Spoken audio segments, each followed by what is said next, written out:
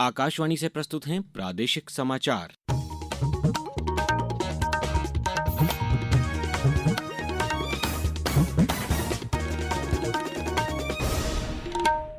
नमस्कार, समाचारों के साथ मैं अभिषेक कटियार। सबसे पहले इस बुलेटिन के मुख्य समाचार।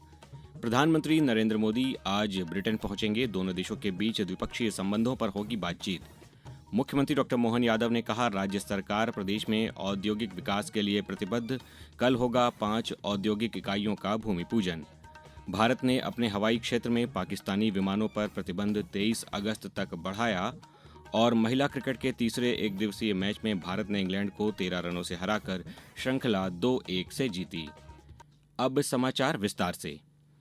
प्रधानमंत्री नरेंद्र मोदी आज शाम राजकीय यात्रा पर ब्रिटेन पहुंचेंगे। इस यात्रा का उद्देश्य भारत और ब्रिटेन के बीच द्विपक्षीय संबंधों को और मजबूत करना है। श्री मोदी की यह यात्रा ब्रिटेन के प्रधानमंत्री कीर स्टारमर के निमंत्रण पर हो रही है। इस दौरान दोनों नेता क्षेत्रीय और वैश्विक महत्व के मुद्दों पर वार्ता करेंगे। लंदन में आकाशवाणी संवाददाता से बातचीत में ब्रिटेन में भारत के उच्चायुक्त विक्रम कुमार दोरईस्वामी ने कहा कि प्रधानमंत्री की ये यात्रा दोनों देशों के लिए लाभप्रद होगी। उन्होंने ये भी कहा कि इस दौरान मुक्त व्यापार समझौते पर भी हस्ताक्षर होने की संभावना है, जिसका दोनों देशों की अर्थव्यवस्था पर सकारात्मक प्रभाव पड़ेगा।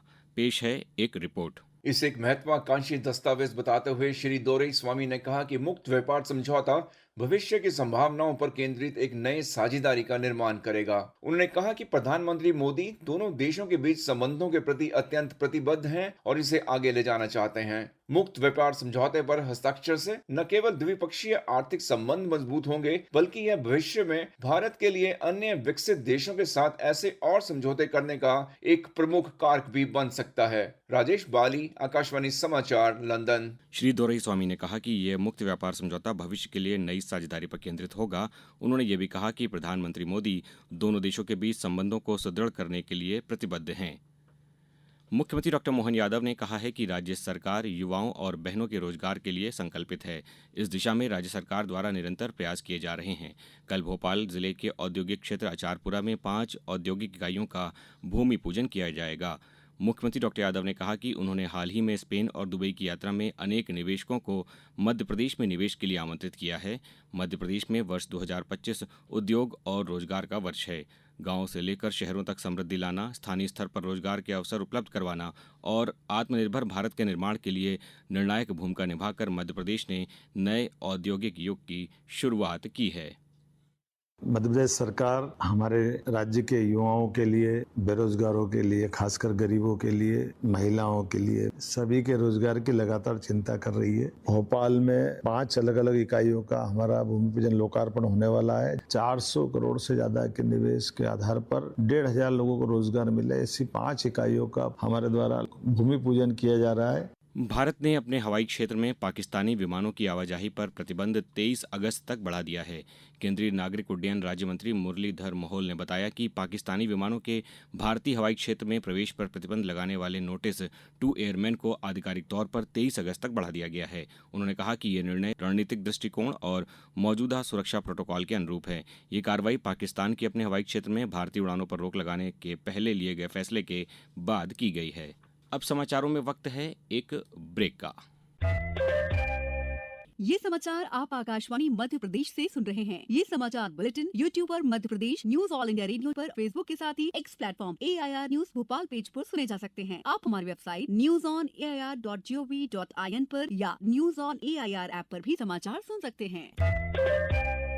समाचारों में पुनः आपका स्वागत है। राज्यपाल मंगू भाई पटेल एवं मुख्यमंत्री डॉ मोहन यादव की उपस्थिति में आज विकसित भारत 2047 के अंतर्गत रोजगार आधारित शिक्षा, रुझान एवं नए अवसर विषयक एक दिवसीय राष्ट्रीय कार्यशाला का कुशाभाऊ ठाकरे सभागार भोपाल में शुभारंभ होगा।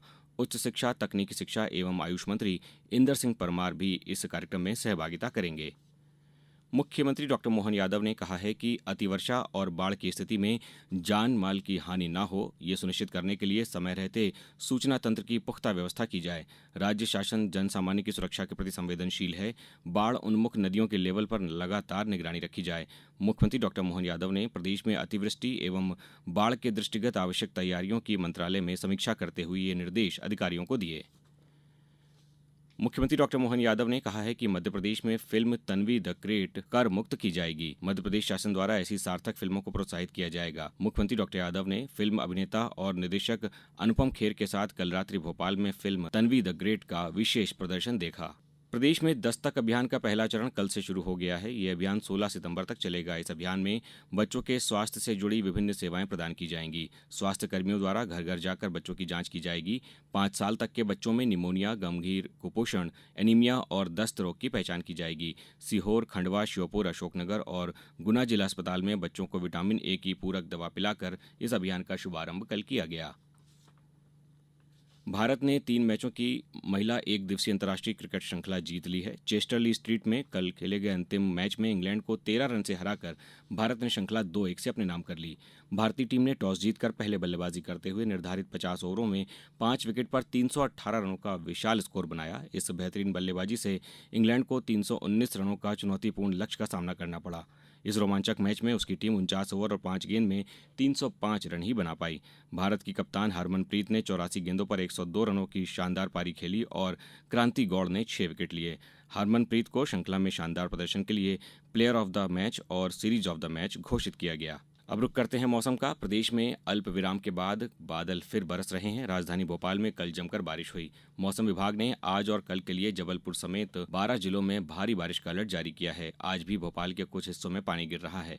मौसम विभाग के अनुसार साइक्लोनिक सर्कुलेशन सिस्टम की वजह से अगले 4 दिन तक भारी बारिश का दौर रहने वाला है। वहीं मानसून ट्रफ लाइन भी एक्टिव है। दूसरी ओर गुरुवार से बंगाल की खाड़ी में नया लो प्रेशर एरिया सक्रिय हो रहा है। इसका असर भी प्रदेश में देखने को मिलेगा। इस बीच प्रदेश में अब तक औसत 20.7 इंच बारिश हो चुकी है। अब कुछ समाचार संक्षेप में।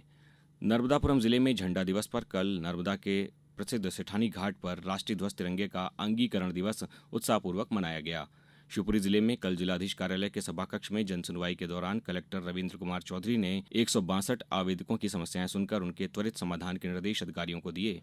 खंडवा जिले में नगर निगम खंडवा द्वारा कल Arvind Kumar Nitin Kumar higher secondary school में एक महत्वपूर्ण कार्यशाला एवं जन जागरूकता कार्यक्रम का आयोजन किया गया और आगरमालवा जिले के विमुक्त घुमंतु एवं अर्ध घुमंतु समुदाय के विद्यार्थियों को प्रतियोगी परीक्षाओं की तैयारी के लिए ऑनलाइन और रूम कोचिंग के लिए आवेदन 3 अगस्त तक किए जा सकेंगे। अंत में मुख्य समाचार एक बार फिर। प्रधानमंत्री नरेंद्र मोदी आज ब्रिटेन पहुंचेंगे। दोनों देशों के बीच द्विपक्षीय संबंधों पर होगी बातचीत।